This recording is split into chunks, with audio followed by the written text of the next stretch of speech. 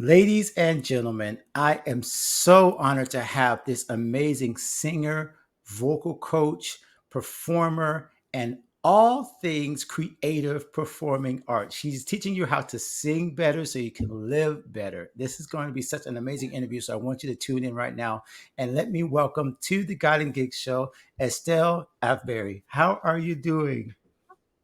Hi, Alan. Hi, God and Gigs listeners. I'm good. I'm great. I'm so excited to be here. Thank you for having me.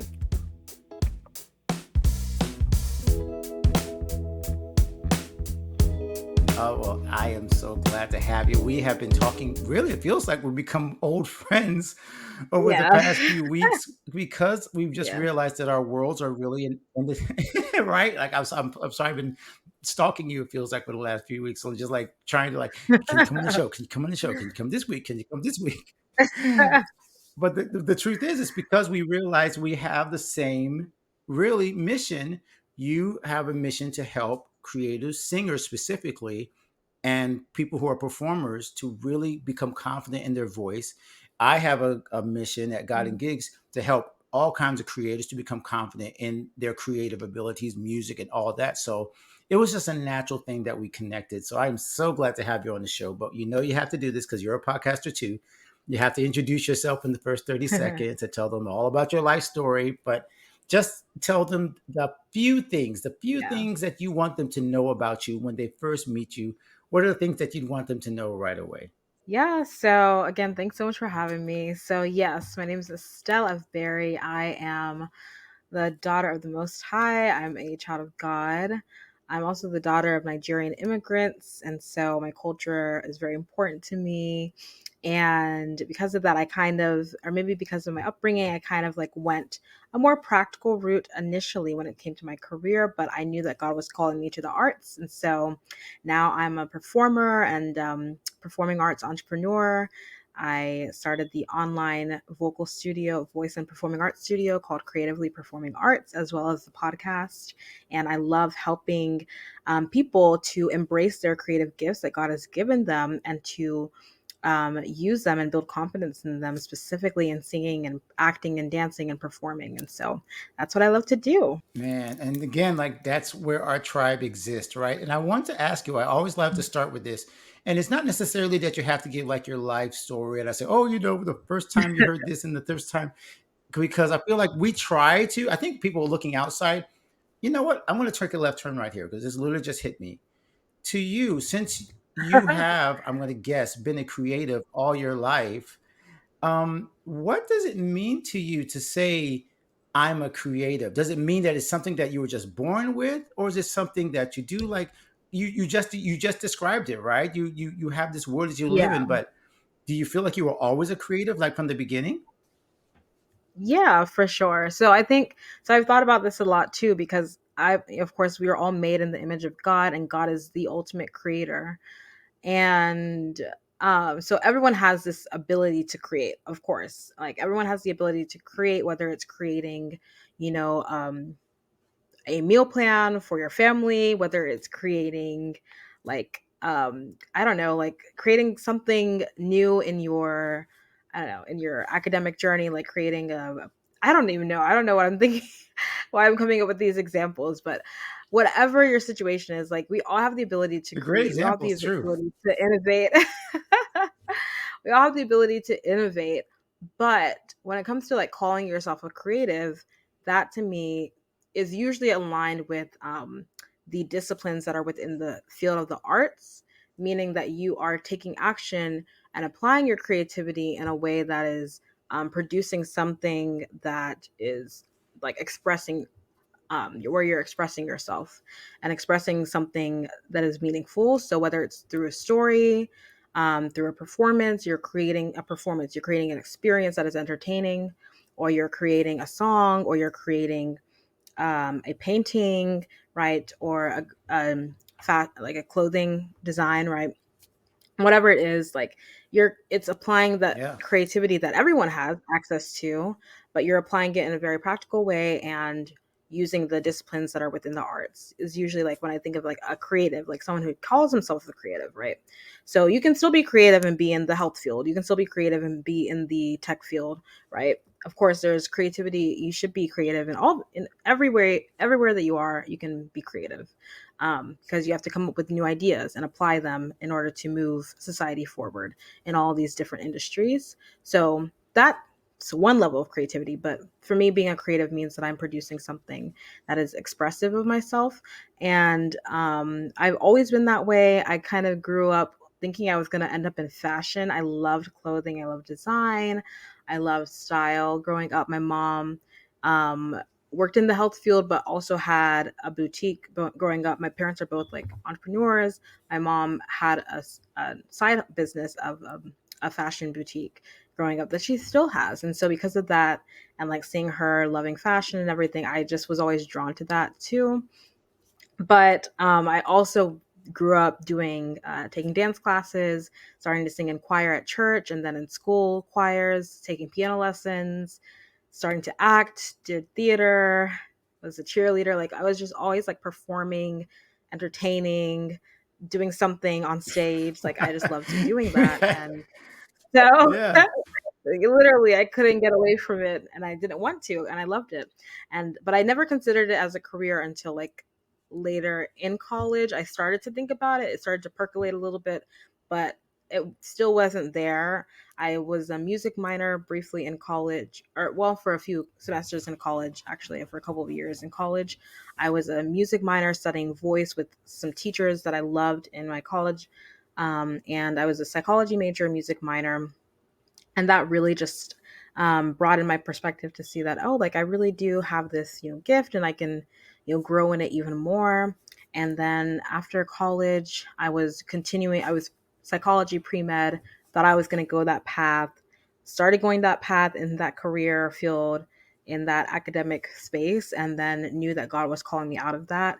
And it was a really, really hard decision to make that pivot and to make that turn, but I was creating all the way through, maybe pausing a little bit when I was pursuing medicine. I kind of like took maybe a little bit of a break from singing and performing. I was still singing. I sing all the time. I was probably still singing in choirs and stuff, but it wasn't like I wasn't feeling like very intentional about it. And then I realized that I really still wanted to be very intentional about singing and performing, and I wanted to tell stories from the stage. And it was something that it I realized Mm. that it was something that God had like gifted me with to for a purpose. And so it wasn't something that I could just push to the side anymore. I needed to be intentional about it. I needed to develop it, and I needed to actually go into the art space and see it as even a mission ground to really be a light to others in the arts field, and to know that there are so many people who don't even realize how important their creativity is. Even if they are artists, they don't realize that it's a gift from God, and I need to be there to encourage them and to remind them about that. And that's really what I want to do now, and that's where I am. So I don't know if I think I answered your question and then some. So Wow. there we go. Yes, you did.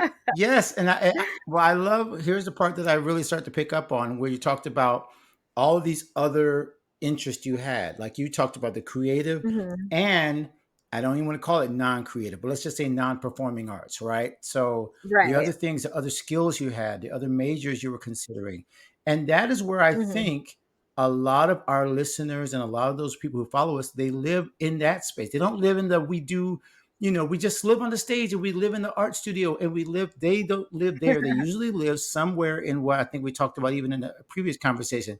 They have these parallel career kind of things. So I'm Mhm. wondering, where does your passion to help those people come from? Is it because you had to deal with the same struggle of like what you just talked about, trying to say I got to be intentional about deciding to be a creative, or is it something else? Like why do you feel drawn to help people to do what you just said, to Mhm. believe in their creativity? Why is that so important to you? Yeah, and that's so cool that you said believe in your creativity. I just dropped an episode today that's like about how do you believe that your creative gifts are worth expressing, right? Because if you don't believe that they're worth developing or taking time to develop, you're never going to get into a dance class, you're never going to take a voice lesson, you're never going to do any of that because you're not believing that it's worth investing in, because you don't believe that it's worth your creative gifts, or your creativity is worth expressing in that way. The biggest thing for me was knowing that like there are so many people with creative gifts who are in other jobs, are in other fields, which is great, and maybe that's where God has called them to be. But they also have this like, oh, like I've always wanted to sing. Like I've always thought it'd be so cool to be in a show. Or, oh, I've always loved dancing and like movement. But there's something in their heads that says, no, like, that's not serious. Like you did that when you were younger. It's time to grow up. Or, oh, you're in this field now. You can't take that time for yourself to do something that's fun for you. And I want to be the one to say, like, hey, God has given you those creative gifts for you to use, even if it's just for a season, just as a creative outlet, even if it's just as a hobby, even if not just, but even if it's as a hobby, as a creative outlet, as a ministry, as a side hustle, that you're using those creative gifts, they're still worthwhile. They're still worth expressing and worth developing. And so think of it as not just, think of it as not like it's either Broadway or bust, right? That's what I try to say. Like it's not just Broadway or bust, you can love the art and love performing. Yeah. You can love the arts and love performing and then decide, you know what, I would love to just like take a voice lesson every now and then and just continue to sing because I love singing. And that can be your time of self-care. That can be your time of taking time aside to explore something that is fun and interesting to you, which we don't always do enough of. And so I love to just encourage people that your creative gifts are worth investing in, no matter how you want to use them. They're worth investing in because they're there. They're there as a gift, and then from there you need to develop them and then share them and use them for and to be a blessing to other people.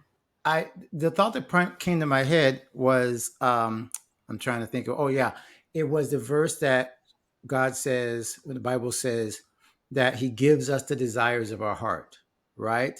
Hmm. And so there was a preacher I heard one time that kind of changed it up a little, but didn't change the Bible, but he made sure the emphasis was different. And he Yeah. said, God gives you the desires. And then he stopped, Yeah. of your heart. And so the fact that people have this desire to create is God given. It's not like a pipe dream. I love that's what you're saying. Like the investing means it's not something that is flippant. It's not something that they should just think of it. Like you said, like even if it's not monetized, I think that's the other thing that people assume they have to become professionals. Like you said, Broadway or bust, or else it's not worth it. Mhm. Whereas if God gave you a gift to use, it might be just your local. I'll give you a perfect example. My oldest son, is in a local orchestra, jazz orchestra. Cool. He hasn't been has been playing piano for years, and he just joined this local jazz band, and he's so excited. It gives him life, and he's giving life to the community, and it's fun. And that's really, like you said, what creativity and music and joy is all about. It's about creating something that's just beautiful for the world. So I Yeah. want to ask you though, because you're talking about helping others, I want to kind of like be a little bit like nail you down a little bit. Has there ever been a time that you felt that it wasn't worth it? Was there ever a time that you kind of had to struggle to stay, whether it was in your vocal studio, whether it was it performing? Has there ever been like that kind of valley moment where you had to like tell yourself, hey, I got to stick with this, even though, either there's no money or there's nothing? Has there ever been like a moment where you had to like really push yourself to stay in the creative life? Yeah.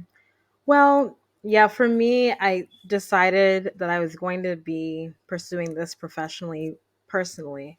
Again, not everyone wants to, not everyone has to, but I knew that this was what God put on my heart to do. So I decided that I was going to be pursuing this professionally in December of, I guess that would be 2021.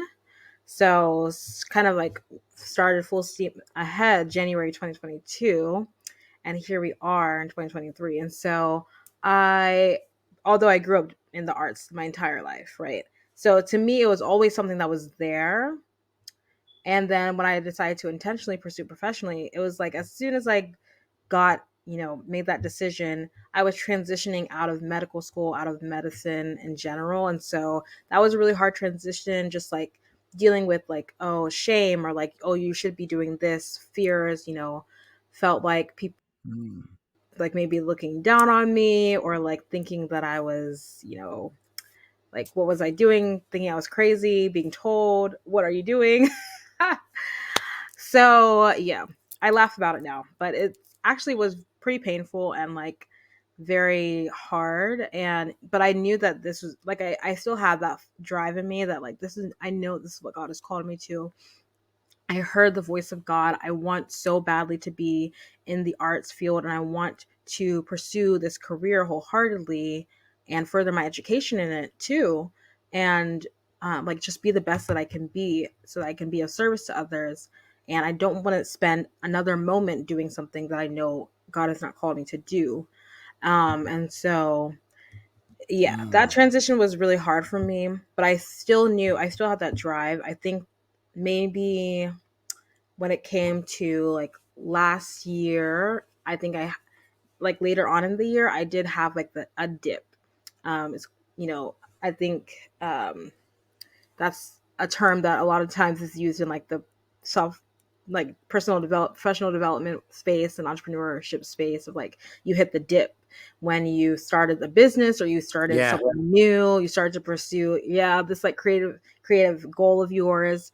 You're gonna hit a dip where it's like, okay, like you had that like motivation, you're ready to go, everyone was coming against you, but you were like, whatever, I'm gonna go for it, I know what God is telling me to do, I'm going for it, I'm making plans every day, I'm waking up early, I'm staying up late. And then you're like, and then eventually months go by, maybe weeks go by. Everyone is different. For me, it was like months going by. And I was still just really struggling. Maybe I hadn't like dealt with the emotional. I think I had tried to, but I still needed more time to deal with like the spiritual and emotional just weight of like transitioning careers, which for me was very like just a lot, because of like expectations that I felt like people had for me and whatnot. And that transition, so that on top of the fact that, I started to apply for graduate school, I wanted to go back to school, and I wanted to go back to school for performing and for vocal performance. But I had also like heard, much, so much feedback and stuff, chatter when it came to like me changing careers, and people saying, oh, well, you study psychology, so why don't you do psychology and then like maybe like do like art therapy or something, or music therapy, so you can kind of still do the music thing but like have like something that's more solid as a career. And I was like, well, that does sound good, that Yeah. sounds good on paper, it sounded good to my ego, it sounded good to my human brain, right? And the logical analytical side of me. But I knew what God had called me to do, and that wasn't it. And still, I kind of like split myself, and I applied to the master's programs that I wanted to apply to for vocal performance. But I also applied to like some psych programs, and I kind of disobeyed God in that sense. And that's when I was really in my dip, I would say, because I was like, oh, am I actually going to like, it's like a fork in the road, like am I actually going to continue pursuing what I know God has called me to do as a creative and as a performer, or am I going to take the safer route, which would be a great route for some people. I'm not saying that that's not a good route for some people, but I just knew it wasn't God's route for me. It was a good route, but it wasn't God's route for me in particular. And so, yeah, that was the time I had to get through, and I had to fail. I had to experience. I only applied to two programs, but this time around, I'm going wholeheartedly towards what I know God has called me to do, and applying to more programs. And it's just so much more exciting now because I know that I'm all in, completely surrendered to what God's plan is for me now.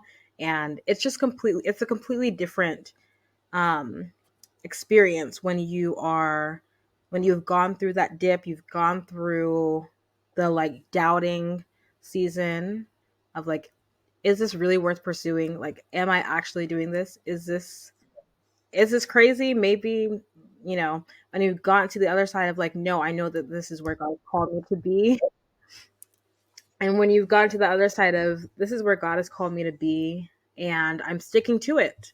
I love this so much because that admission of the dip. Number one, I've read that book. I think it's Seth Godin. Like you said, the Yes, I was entrepreneurs. We're trying to talking think to of again. We're his. talking to Yes. musicpreneurs. We're talking to people who. Yeah, that's it. You know, trust me. We'll talk leadership books all day and marketing books.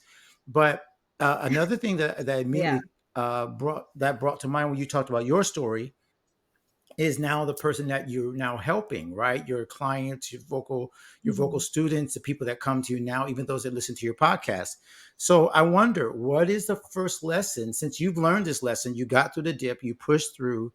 So what's the first lessons, not necessarily vocally, well, maybe you could talk vocally, but like what are the first things you help your clients and the people that come to you to push through their dip, push through their, I don't know if I should Mhm. do this.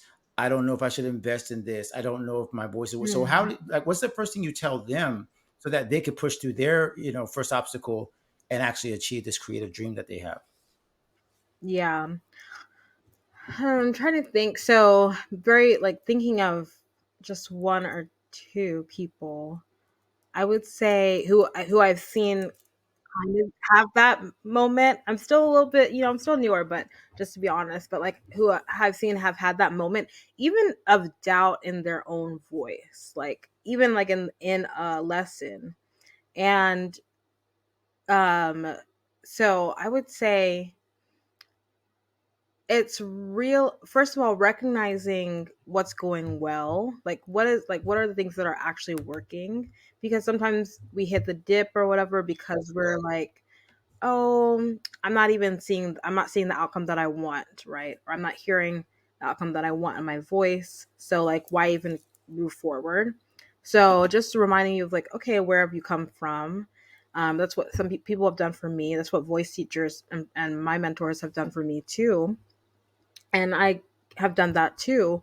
And also like reminding them of where they want to go. Like when that goal is strong enough and it's a strong enough why, and you can, I guess, just like remind them of not only the goal but also believe in them for them, kind of like on their behalf, like I believe in you, I believe that you can do this, I know you can sing this note because I've heard you do it before.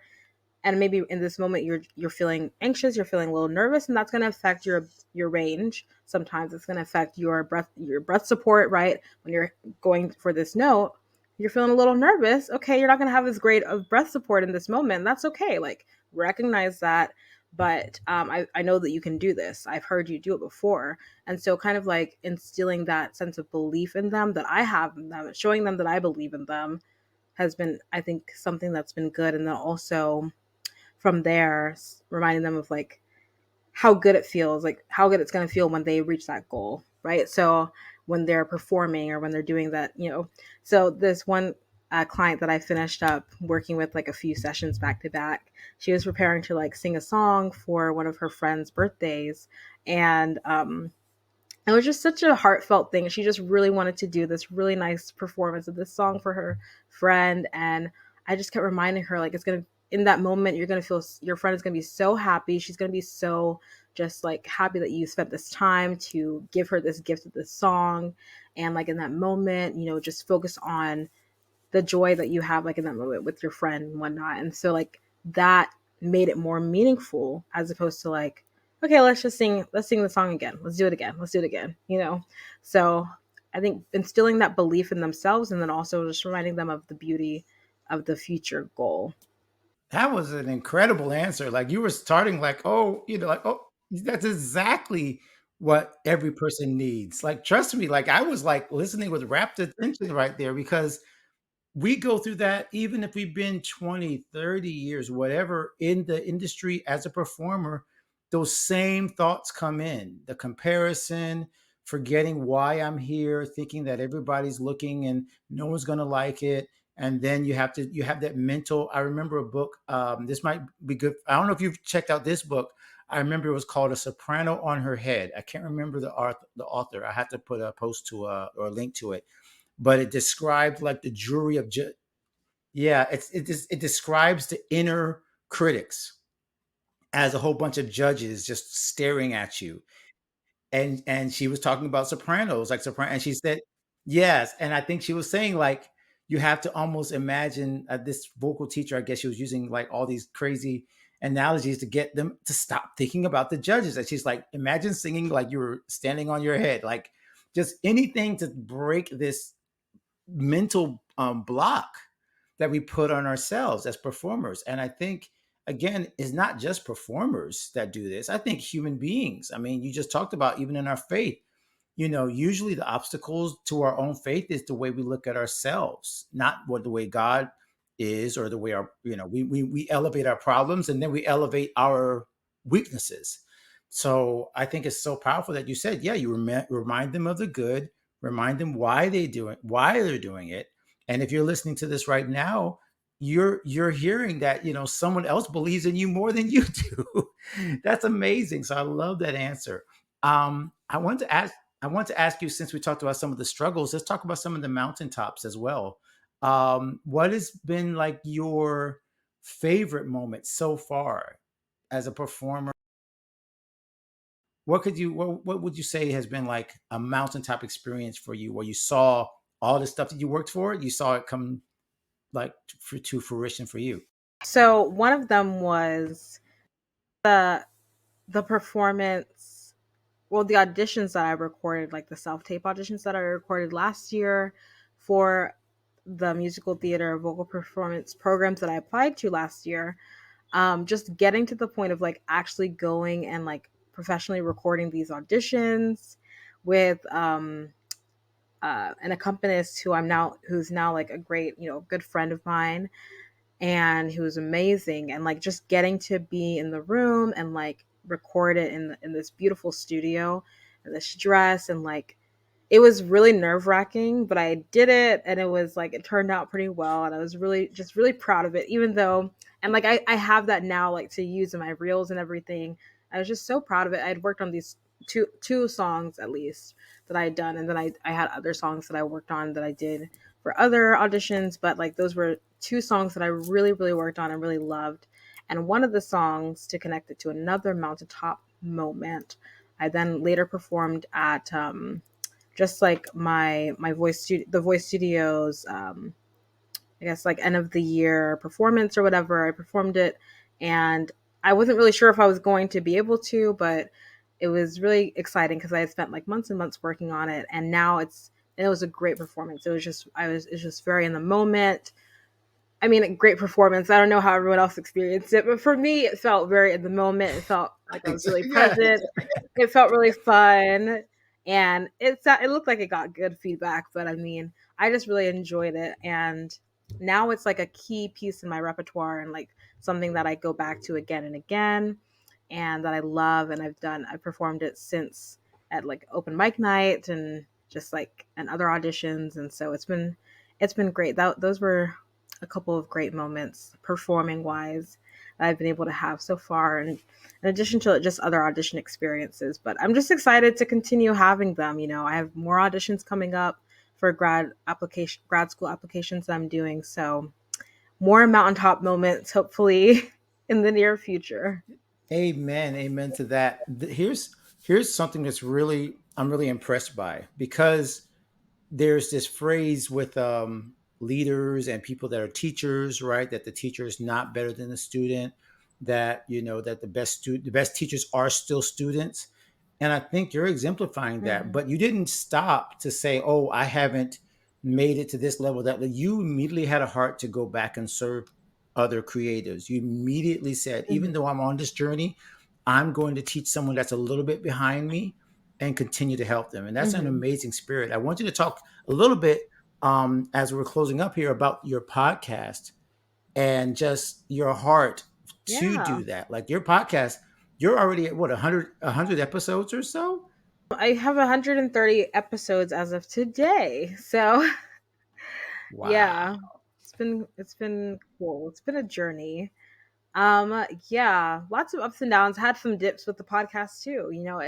It happens, with that as well. But the podcast is started out as one thing of just like me expressing myself and like being creative while I was on the medical journey. And then it ended up being like talking to people who know that they have a creative gift and need that inspiration to bring it out and to not put it aside like I had at some points, but like go full force in using it and being intentional with it, whether in ministry, whether as a side hustle, as a hobby, as a creative outlet, or as a career, singing, acting, performing. And so I interview performers and actors and anyone in the performing arts, including you. Your own host has been on this show, or yours is coming out very soon, I That's believe not next why I week. brought it up. I promise. That's not why I brought it. No, that's okay. No, it's good. Happy to mention it. Yeah, so I think yours is coming out next week.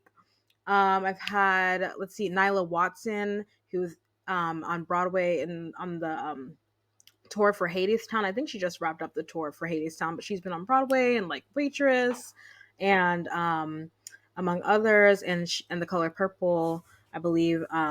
I believe the tour for that one, and she's just an incredible performer. And she's now like become a mentor for me from of mine, just because I invited her to the podcast, and it was just an amazing connection to have.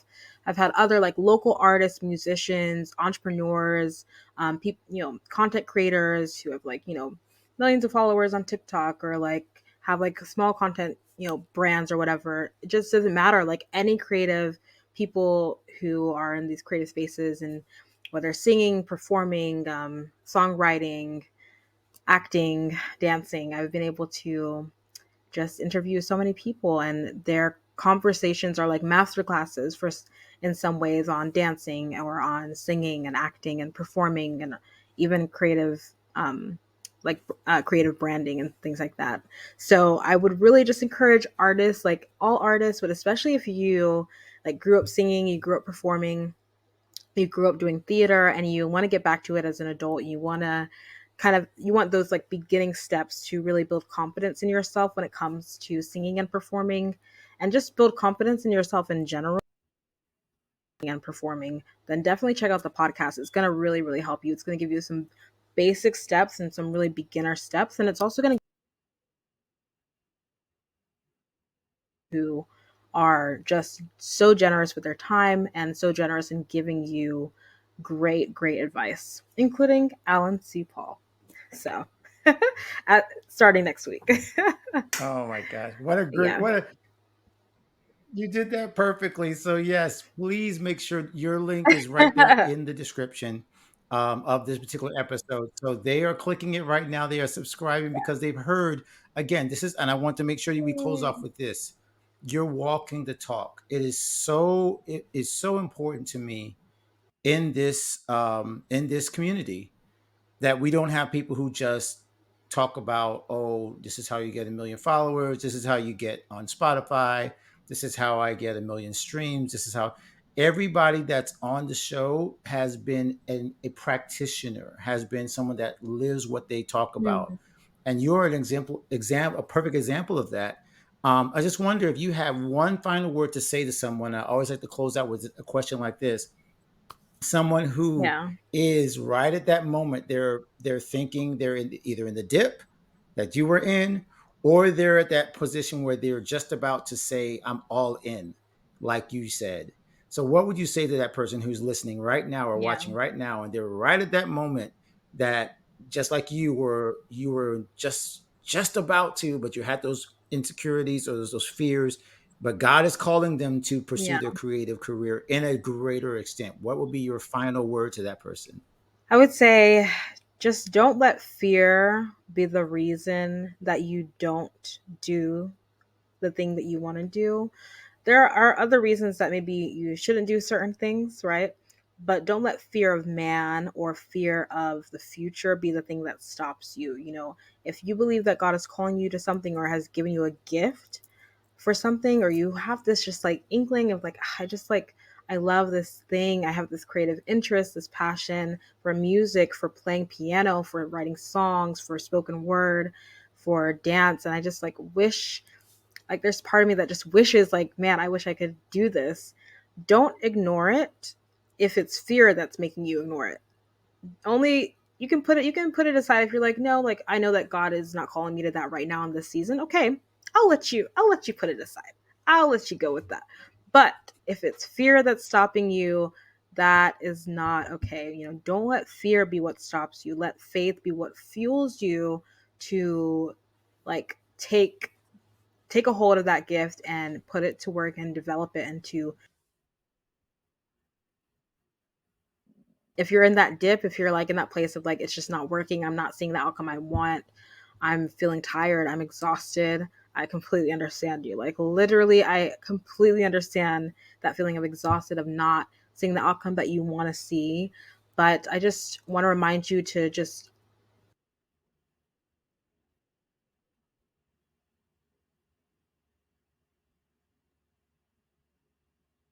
and creativity that I'm so drawn to, and remind yourself of that why over and over again. And again, of not getting the outcome that you want stop you from continuing to use that creative gift that you have and to pour in time into that artistic gift that God has given you. So yeah, that's what I would say. I am absolutely inspired and encouraged. So thank you for saying that to me and to everybody that needed to hear it right now, because that was absolutely it was a beautiful, beautiful way to close it out. And I'm sure someone right now just felt the Lord's kind of speaking through your words of, not because perfect love casts out all fear, right? And fear, Amen. there's no fear. Yep. And God has not given us that spirit of fear. So every creator that's listening right now, you just heard Estelle echo the words of God into your ears Yeah. when it comes to your creative calling. So just let them know how, since they can easily click on that description, but just remind them how they can find your website, how they can find your podcast, and how they can become Yes. possibly a student.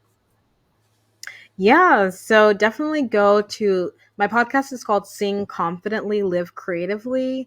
The studio is Creatively Performing Arts. You can find it on Instagram, and you can also go to Creatively by Estelle.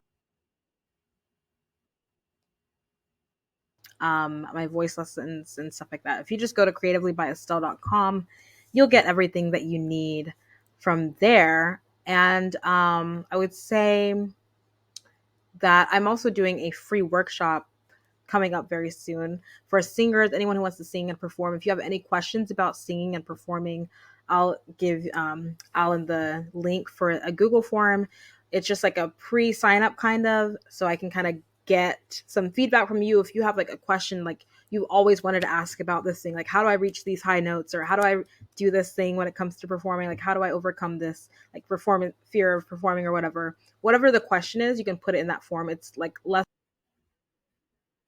and that way I can address it in the workshop. It's going to be a free workshop and basically like an hour of free coaching. So it's going to be amazing, and you'll get to just be around other people who are singers and performers. So it's going to be exciting. So I'd love for you to go and join that coming up very soon. So Awesome, awesome, awesome. I am so glad we made this connection happen between I guiding know gigs and singing it worked out confidently and living creatively. So Estelle, thank you. creatively. Yeah. Yep, this won't be the last time, I promise you. So make sure you're following both of us so you can see the next time. Yeah. But until next time, thank you so much for being on the Guiding Gig Show. God bless you. Thank you so much for having me. God bless you all. Thank you for everyone listening. I really appreciate you being here and just listening to this. And thank you so much, Alan, for having me on. This was amazing. Thank you. My friend, thank you for watching this episode. If that blessed you, you got to make sure that you stay connected with this community and this channel so that you can get more where that came from. We're sharing great interviews, tactics, strategies, mindsets, lifestyle choices. Everything is going to help you become a totally confident creative. And don't miss an episode of the Guiding Gig Show. If you are staying connected to our channel, you'll be able to find us anytime we release new episodes. And you can check out some of our archives of almost 200 episodes now that we've shared over the last few years. Make sure you check out one of the suggestions right now, because it's probably perfect for you to continue to develop as a creative. And continue to stay connected with us, because we're here to help you become the creative that God created you to be. We'll see you in the next episode.